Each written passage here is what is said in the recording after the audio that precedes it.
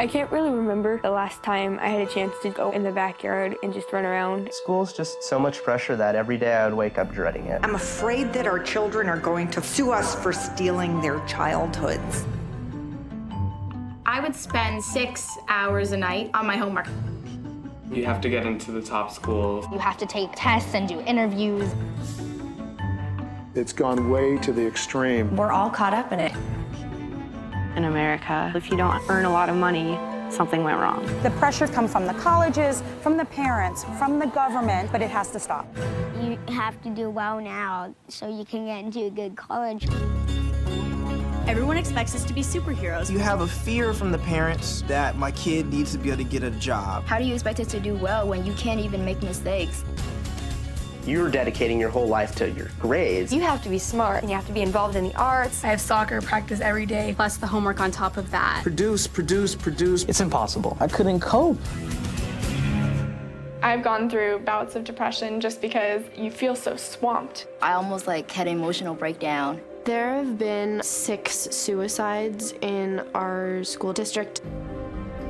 Our students are pressured to perform. They're not necessarily pressured to learn deeply and conceptually. So what is that going to mean when we have a whole population of dentists and doctors who've been trained from a script? Things that actually get our students to think are pushed aside. These kids come to the table with this creativity and this love of learning.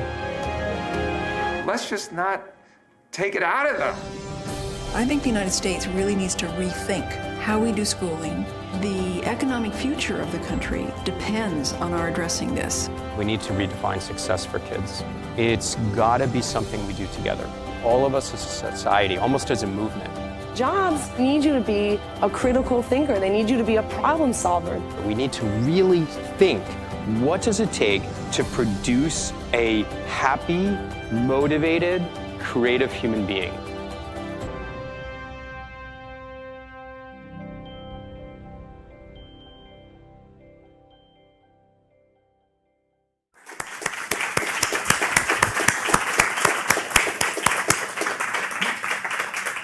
So I have grown children, but they went through the Palo Alto school system, and I certainly sympathize and identify with a lot of this. We're fortunate enough today to have the director of the film, Vicki Abeles, with us, who will, I think, be prepared to answer questions that you might have on the content of the film.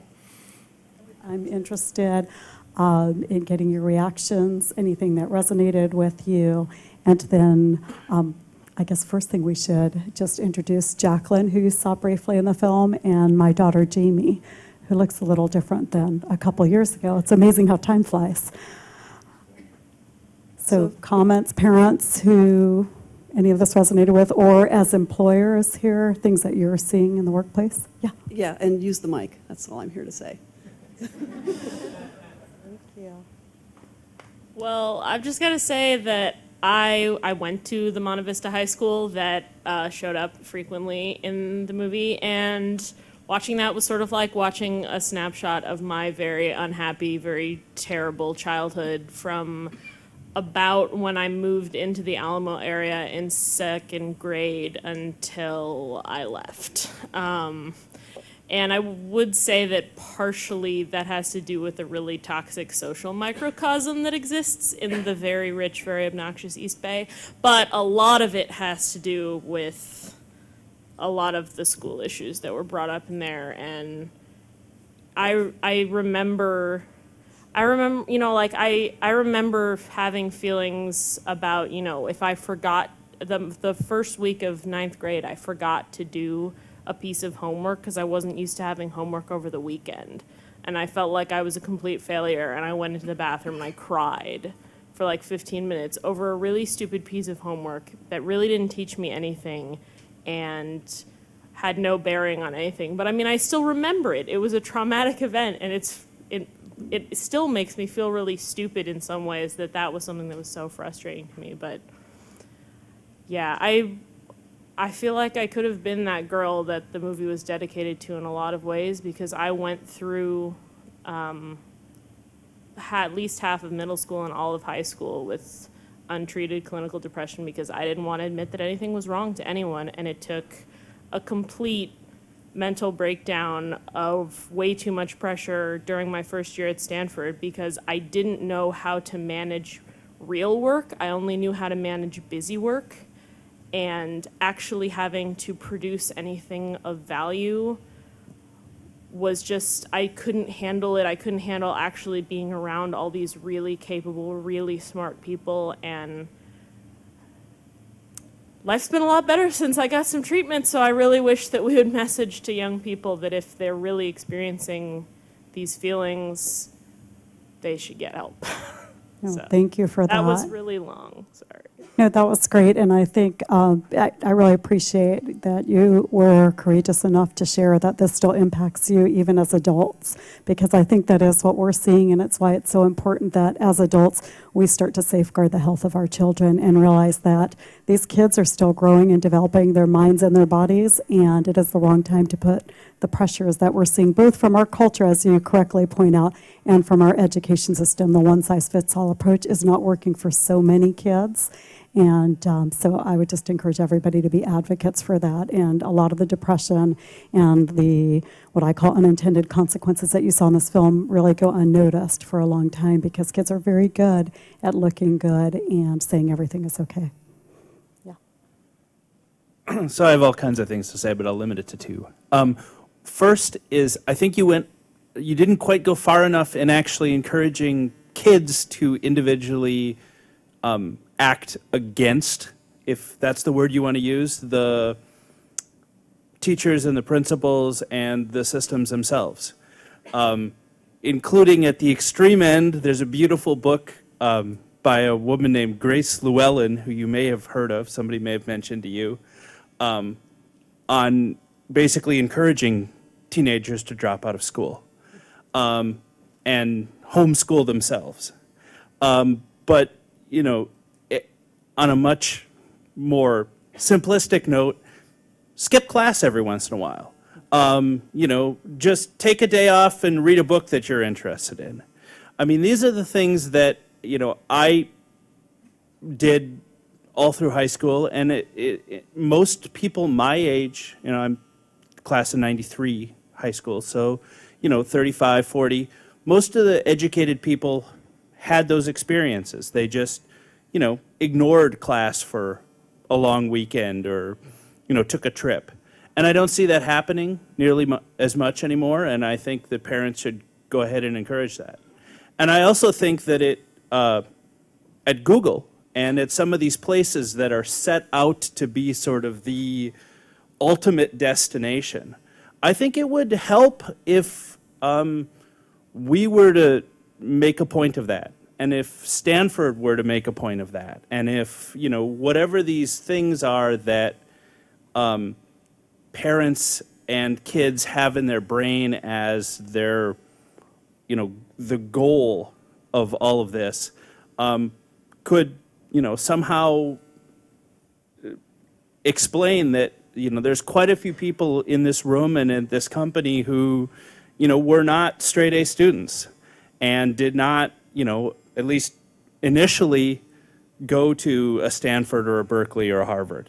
And that, you know, people's paths are very meandering, and that should be encouraged. No, that I absolutely agree with you. Let me just ask you a question, because you know I'm a little bit older than you, and so I agree. Looking back on my education, what things were like, and we had a lot more freedom and time to do things like just process what was going on and have jobs outside of school. But I'm curious, with your new hires coming into Google, is it true that you are taking young people who don't necessarily go to the name brand schools and have the top GPAs and so forth? Because I know a lot of Silicon Valley has gotten that reputation that is actually fueling some of what we are seeing. And I think I just want to say also that part of our message is that we don't want to blame one another. And I think parents are trying to do the best job they can. Educators are within a culture that expects so much of our young people. And as a parent, I think no one wants to shortchange the opportunities their kids may have down the road. So I just want to ask you that, and then I was going to ask Jacqueline to address the first part of your response. Well, we have a lot of that information. I haven't looked at it recently, but I mean, obviously there's going to be quite a few people who are, the mold, as you'd want to say, but there's also quite a few people that come in very non-traditional routes to what they're doing, and I think those are the people that kind of make life interesting here, and I think that we should let that information get out a little bit better. Right, we want to encourage different pathways, absolutely. Thank you. I was just going to ask Jacqueline to address, one of the things we are doing as we go around the country speaking to young people is we are creating a way for them to add their voice, and we are encouraging schools to include their voice, and give them a lot more choice around their education. But I want Jacqueline just to address, why aren't students opting to cut classes or to self-homeschool as you raised? You make a very, very valid point. A lot of students during, high school, middle school, whatever it may be, would love to skip class, would love to take a day off, but in doing that, it takes a lot of preparation. You don't just get to take that day off. You have to, contact your teachers, all 7, 8 of them, however many classes you're taking, and say, I'm sick today, what am I missing, what can I make up for tomorrow, what's the homework from yesterday and today, and so on your day off, you basically spend, the entire day doing what you would have done at school, and it just seems so much easier to have just gone to school. I mean, taking a day off and not having to do anything to sit down and read that favorite book, you may be too tired of reading from school, your textbooks and whatever it may be, that you don't want to even look at anything with words on it anymore because you're so sick of, reading all the time. You want to sit down and, look at the birds outside or something else. You want to do something that's not what you're stuck doing, 7 days a week, 365 days a year, because really, as a student in high school, especially in the East Bay, especially, in these more competitive areas, you don't necessarily get breaks off. Whereas for work, you may get, vacation where you don't bring your work with you. But in school, whether it's over Thanksgiving break, you have, a Thanksgiving break project, Christmas break project, you have summer homework for your AP classes before you even take them. You never really have a full break. And I didn't even experience really a break until I got to college, and I had a break between semesters where I didn't have any classes, to prepare for anything. You don't have summer homework before your classes in college like you do with your AP classes. So yes, it would be amazing to have those days off and just say, I'm just going to cut class today and not go, but then in the back of your head that you have all of that to make up. And your teacher is going, you don't necessarily have the freedom and liberty to do that, because if you do that, you're not necessarily the best student anymore, and you don't fit that mold. Right. I think there's a lot of pressure on girls to be perfect. And then we do see, I think, as you saw in the film with Sam and Isaiah, that many of the boys, and I don't want to generalize, end up throwing up their hands and checking out. So I think there's just a lot of different coping strategies. But I don't want to speak for Jamie except to say that when she did start to get sick and needed to stay home from school, she got so far behind from a few days off in 7th grade that it became impossible to catch up, and that's a real shame. I think that we need to reflect on our own lives as adults. We go home, we can choose to do work after work or not, and I think we're not giving our young people a choice in the matter, and we need to encourage them to sleep and to have balanced lives. So thank you, Jacqueline. Yes. My gut tells me that you have identified, a serious and increasingly prevalent problem or set of problems. And now I'm going to be a little devil's advocate-y, and I apologize. If you set out to make a movie about, troubled kids, you're never going to have a problem finding troubled kids to tell a story about. What I'm wondering is it the case that this really is a large and growing problem, quantitatively? Or are really a lot of kids doing okay, and we just have to do something else for the handful of kids who aren't okay? No, thank you for asking that. That's a very good point. So let me just say, I didn't set out to make a film about troubled kids. I set out to make a film about the state of childhood and education in this country, and what we found is that the hardest part of producing this film was deciding on which stories to feature, because we didn't find any young people who the system was working for. Even as Bill and I spoke about outside, that even for the handful of kids that look like they can do what Jacqueline was doing, they're still paying a price. And I would say that they're paying a price, whether in terms of lost sleep, health consequences now and in the future, a very narrow mindset that we're losing opportunities to develop innovative, creative thinkers.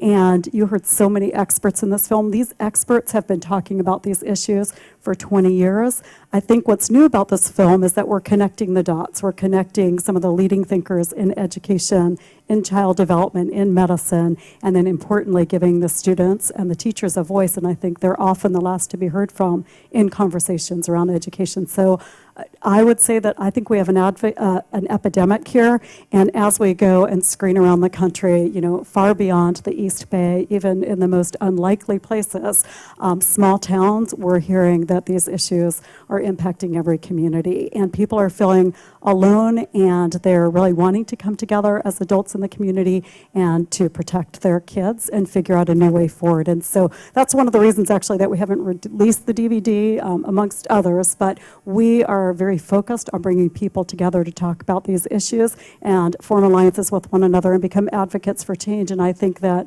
we are stealing our kids' childhood, and we're also risking their future by continuing down this very narrow path that really isn't working for many kids, even the kids that, you know, on the outside seem like it's working for. I would say there's still a price that they're paying and that we're paying as a society. To sort of address your comment, I guess I would be called one of those kids it was working for. In high school, I'm sorry, I'm getting a little choked up. In high school, I pretty much got like straight A's, and like high school wasn't that hard for me, but like my brother came behind me like, I guess 3 years after me, and like it was much harder for him because there was just all these expectations of like, you're gonna be just like your sister. And my brother and I aren't the same person. Like he was much better in like sports. He did like, he was smart. It just, school wasn't his focus. And like for me, I was a perfectionist. And so high school wasn't the issue for me. It was like when I got to college, went to Stanford, my shirt says, and I got my first C on just like a test. It wasn't even like a class. It wasn't anything major. It was a test. And I lost it. Like I called my mom in tears. I was like devastated. I had to get like counseling. Like it was just, that for me is when it became like really, really hard, because I guess in high school I never really failed. And so when I came to college, it was something like, I'm failing and it seems like no one else is. And like, I never really had the time, I think, to actually like be able to fail. So I mean, like maybe for a while, like it looks like you're fine, it looks like you're working, but eventually that does catch up to you. And I wouldn't call myself troubled by, sorry, but I wouldn't. But like eventually there is a price to pay. Right, and we want young people who are willing to take risks, right? That's where all the great thinking comes from in this country, all of the innovation and creativity. It comes from taking risks and failing a whole bunch of times. And so we want to raise young people who are resilient and who aren't devastated by a C in college or an F in high school or by a poor review in the workplace. Okay, hi. This film resonated with me on a lot of levels. I totally kind of had the same experience in my own high school and college experience, but the part that really hit home with me was from the teaching side of it. I just taught for 2 years in New Orleans in a very low performing school in a very low income community. And what really resonates with me is when you started going to No Child Left Behind in the film, and then going to changing the ideologies for education, because what I found, I taught first grade, and I was expected by my school, by my principal in my school district, at the first grade level with 6 and 7-year-olds, from the first week of school, I was giving 5 tests a week, paper tests, multiple choice, like spelling, phonics, math, whatever, and giving them number grades, not just, satisfactory, unsatisfactory, but a 93A or a 60 to 6-year-olds. And the reasoning behind it, because I questioned it a lot, because I just couldn't really wrap my head around that, because I think first grade should be, or the lower elementary grade should be, like I said, project-based learning, working with groups and creative, and I wasn't really allowed, I had very strict limitations on doing that. the reasoning was always, well, in third grade, they're going to start the I-LEAP, which is the standardized test in Louisiana. And in fourth grade is the LEAP, and LEAP is high stakes. You don't go to fifth grade if you don't pass the LEAP. So we need to start them in kindergarten and first grade taking paper standardized tests. So I have obviously my own issues with like No Child Left Behind, and just I think this this push to, place so much emphasis on these tests is really, it's a very And I'm sad just thing. curious, what impact did you see on the young people? Because we are every year, it seems, testing these kids at a younger age, and we are putting tremendous pressure on them and taking things that smack of fun outside of school and outside of their daily lives. Yeah, well, and the way that my experience was very different from a lot of what was seen in this film is that the schools, like my whole school district, was very low performing. As you know, Louisiana is one of the lowest states, and then my district was one of the lowest districts in the state. So the kids, it really, with them, instead of pushing them to go above and beyond, with a lot of them, they get so frustrated because they're below level a lot of the times, and they can't even like wrap their head around it. And these standardized tests are just, it's too much for them. So all our school talks about all year, from the second the kids walk into the school, is they teach the test. They say, this is what you need to know. It's all test. That's all the kids think about. It's all this pressure on them, and then most of them don't pass it.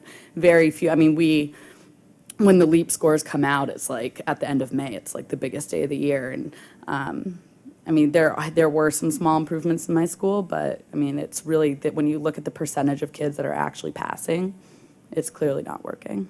Right, and it's not working in the long term, and that's why we're seeing so many young people who are dropping out of school, because after so many years of being told you're a failure, you're not measuring up, I think they give up on going to school, and we need to make school relevant for all of our kids, engaging. I think kids have a tremendous amount inherently of intrinsic motivation, and our system is taking it out of all of them, both inner city as well as suburban. So, I come from a different time and a different place. But I could still connect to some of the issues that you show. So, many Googlers come from different countries, and I'm sure they'll say the schools elsewhere are also stressful. It's stressful to be a kid, it's stressful to be a teenager everywhere. What seems to be different, I think, is the difference in cultures, is the overall obsession with following law and following rules is, I think, way too much in the United States. And I think we have to limit the law enforcement in the school, and we should stop slapping kids for misbehavior, slapping them for being late, this and that. I stopped doing my homework in 8th grade, just flat out not doing it anymore. And I thought there will be a huge fallout. But teachers quietly let me do that without telling anyone else, because I was all right, elsewhere on other academic achievements. And it did okay at the end of the day. I think schools have to be softer on kids and don't let them be or feel in a very strict confines. do you have anything to say? Yeah, I completely agree with you on a couple of those issues. I think that it's important for, every child, every student learns at a different pace. There shouldn't be set rules for them to say whether, their best may not be the best of the school, and they should do what they can to do their best, and they should find a way to show that, whether that's through, whatever their passion or possibilities are, whether they're artistic, are really good at math or whatever it may be.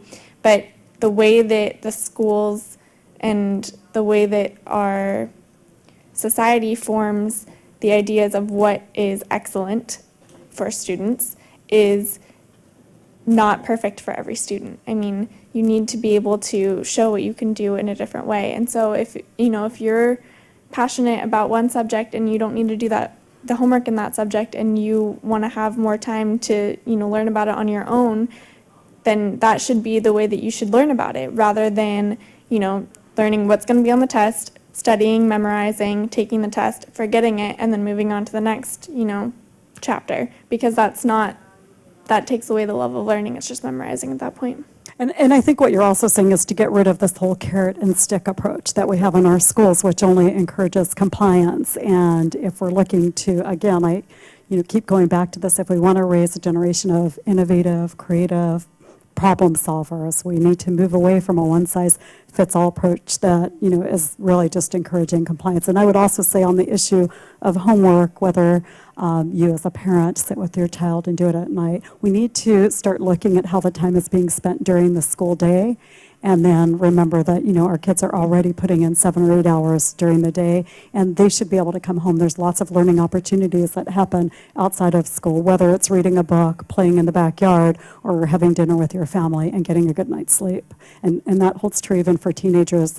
They've done some great studies, various universities, and I want to say it's a very small percentage, probably under 3% of our adolescents who are getting the 9.5 hours of sleep a night that they're supposed to be getting. And that's contributing to all kinds of health consequences as well as disengagement with learning.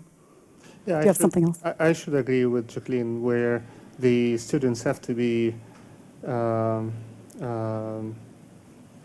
they should have an opportunity to fail early and just say, not going to work for me.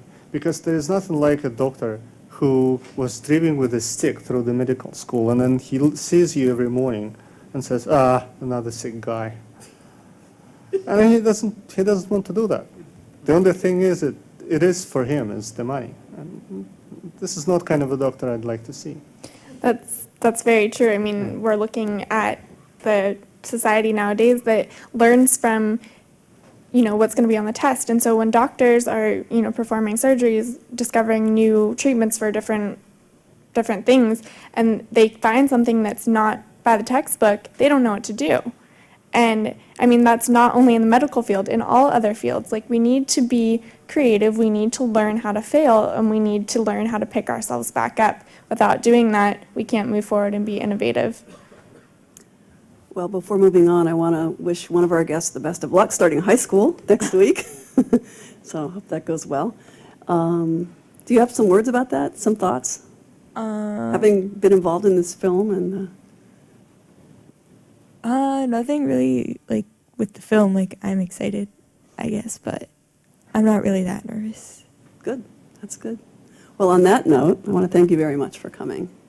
Thank you for having us here, and I would just ask all of you to help us spread the word. Join us on Facebook, tweet about us. We are really relying, aside from the great film that you saw here tonight, which was a huge team effort and also couldn't have been done without the courage of young people like Jacqueline and Jamie, we are relying on a grassroots effort to get this film out nationwide as well as globally. And we probably have requests right now from 25 different countries. So this is, in my opinion, more of a cultural issue than an education system issue. And if we can shift the mindset and the philosophy of what makes for a good childhood, what kind of people are we hoping to grow during those years, birth through late adolescence, I think that we can really make a big impact. And I think it's going to take all of us talking to one another, talking to the educators, talking to our employers, and including all of the stakeholders in this conversation. So please join us on Facebook, on our website. If you have any thoughts,